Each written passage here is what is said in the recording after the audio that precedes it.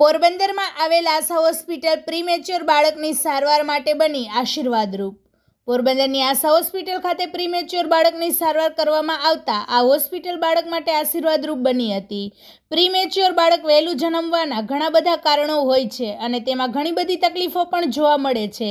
તે બાબતે હોસ્પિટલના ડૉક્ટર જય બદિયાણી દ્વારા માહિતી આપવામાં આવી છે, તો સાંભળો તેમના જ મુખે. મારું નામ પ્રતિક બામણીયા છે.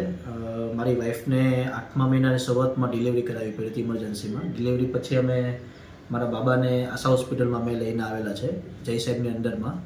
ડિલિવરી પછી એને આઈસીયુમાં રાખવો પડ્યો હતો, ત્યારે થોડી ક્રિટિકલ સિચ્યુએશન હતી, પણ સાહેબે અને આશા હોસ્પિટલના સ્ટાફે, ડૉક્ટરે બધાએ બહુ સરસ ટ્રીટમેન્ટ આપી અને બહુ સારું કામ કર્યું. મારા બાળકની અત્યારે કન્ડિશન ઓલમોસ્ટ 1 મહિનો થઈ ગયો છે. અત્યારે બાળકની કન્ડિશન અત્યારે બહુ સારી છે, બધી રીતે વજન વધે છે, એનો ગ્રોથ થાય છે.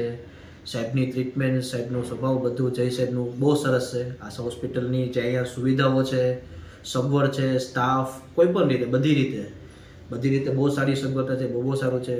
એઝ અ પેરેન્ટ્સ હું અને મારી વાઈફ, મારા ઘરના બધી રીતે અમે સેટિસ્ફાઈ છે. એની સર્વિસ, સુવિધાને બધી રીતે અમે સરસ છે. થોડાક દિવસમાં બાળકને અમને રજા પણ મળી જશે, પણ અહીંયા આવ્યા પછી, આશા હોસ્પિટલમાં આવ્યા પછી, જય સાહેબની અંડરમાં રહ્યા પછી પણ અમને બહુ સારું મળ્યું, ટ્રીટમેન્ટ સારી મળી અને બહુ સારું એવું મળ્યું છે. ડૉક્ટર જય બદિયાણી અહીંયા આશા હોસ્પિટલમાં પીડિયાટ્રિશિયન અને નિયોનેટોલોજીસ્ટ એટલે નવજાત શિશુના રોગના નિષ્ણાંત તરીકે ફરજ બજાવું છું.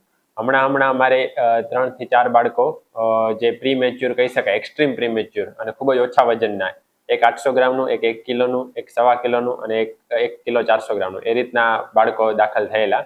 અને એની 1 મહિનાની સઘન સારવાર બાદ બાળકને ડિસ્ચાર્જ આપવામાં આવ્યું અને બાળક અત્યારે વેઇટ ગેઇન પણ સારો છે અને બાળકને કોઈ પણ પ્રકારની શારીરિક કે માનસિક કે બૌદ્ધિક કોઈ તકલીફ નથી અને બાળકનો ગ્રોથ પણ સારો છે.